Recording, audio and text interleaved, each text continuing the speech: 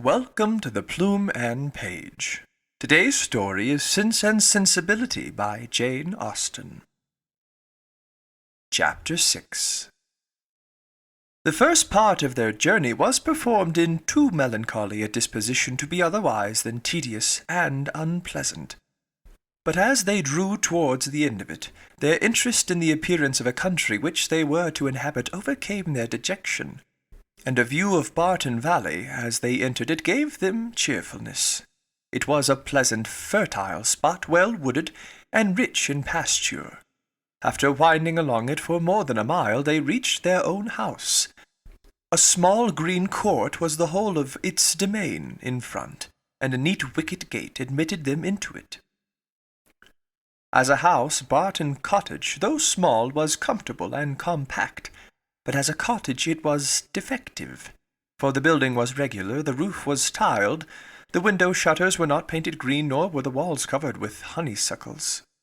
A narrow passage led directly through the house into the garden behind. On each side of the entrance was a sitting-room, about 16 feet square, and beyond them were the offices and the stairs. 4 bedrooms and 2 garrets formed the rest of the house. It had not been built many years, and was in good repair. In comparison of Norland, it was poor and small indeed. But the tears which recollection called forth as they entered the house were soon dried away. They were cheered by the joy of the servants on their arrival, and each for the sake of the others resolved to appear happy. It was very early in September. The season was fine, and from first seeing the place under the advantage of good weather, they received an impression in its favour which was of material service in recommending it to their lasting approbation. The situation of the house was good. High hills rose immediately behind, and at no great distance on each side, some of which were open downs, the others cultivated and woody. The village of Barton was chiefly on one of these hills, and formed a pleasant view from the cottage windows. The prospect in front was more extensive. It commanded the whole of the valley, and reached into the country beyond. The hills which surrounded the cottage terminated the valley in that direction. Under another name, and in another course, it branched out again between 2 of the steepest of them. With the size and furniture of the house, Miss Dashwood was upon the whole well satisfied, for though her former style of life rendered many additions to the latter indispensable, yet to add and improve was a delight to her, and she had at this time ready money enough to supply all that was wanted of greater elegance to the apartments. As for the house itself, to be sure, said she, it is too small for our family, but we will make ourselves tolerably comfortable for the present, as it is too late in the year for improvements. Perhaps in the spring, if I have plenty of money, as I dare say I shall, we may think about building. These parlours are both too small for such parties of our friends as I hope to see often collected here, and I have some thoughts of throwing the passage into one of them, with perhaps a part of the other, and so leave the remainder of that other for an entrance.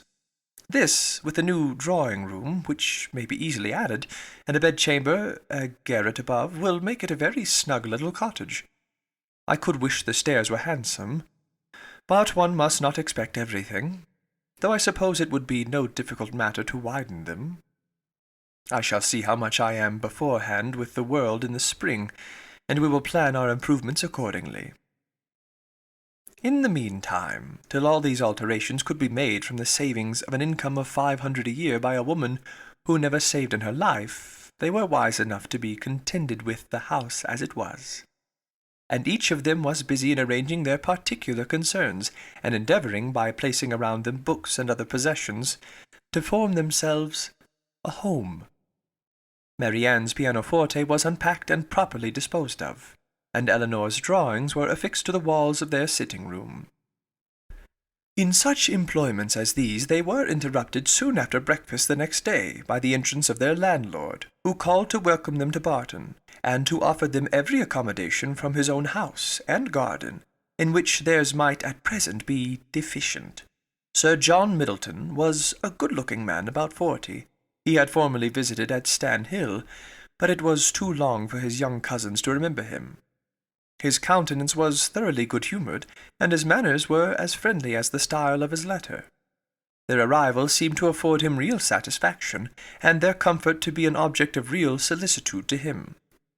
He said much of his earnest desire of their living in the most sociable terms with his family, and pressed them so cordially to dine at Barton Park every day till they were better settled at home, that, though his entreaties were carried to a point of perseverance beyond civility, they could not give offence. His kindness was not confined to words, for within an hour after he left them, a large basketful of garden stuff and fruit arrived from the park, which was followed before the end of the day by a present of game. He insisted, moreover, on conveying all their letters to and from the post for them, and would not be denied the satisfaction of sending them his newspaper every day. Lady Middleton had sent a very civil message by him, denoting her intention of waiting on Miss Dashwood as soon as she could be assured that her visit would be no inconvenience. And as this message was answered by an invitation equally polite, her ladyship was introduced to them the next day. They were, of course, very anxious to see a person on whom so much of their comfort at Barton must depend, and the elegance of her appearance was favourable to their wishes. Lady Middleton was not more than 6 or 7 and 20. Her face was handsome, her figure tall and striking, and her address graceful. Her manners had all the elegance which her husband's wanted, but they would have been improved by some share of his frankness and warmth. And her visit was long enough to detract something from their first admiration, by shewing that, though perfectly well-bred, she was reserved, cold, and had nothing to say for herself beyond the most commonplace inquiry or remark. Conversation, however, was not wanted, for Sir John was very chatty, and Lady Middleton had taken the wise precaution of bringing with her their eldest child, a fine little boy about 6 years old, by which means there was one subject always to be recurred to by the ladies in case of extremity. For they had to inquire his name and age, admire his beauty, and ask him questions which his mother answered for him, while he hung about her and held down his head, to the great surprise of her ladyship, who wondered at his being so shy before company, as he could make noise enough at home. On every formal visit a child ought to be part of the party, by way of provision for discourse. In the present case it took up 10 minutes to determine whether the boy were most like his father or mother, and in what particular he resembled either, for of course everybody differed, and everybody was astonished at the opinion of others. An opportunity was soon to be given to the Dashwoods of debating on the rest of the children, as Sir John would not leave the house without securing their promise of dining at the park the next day.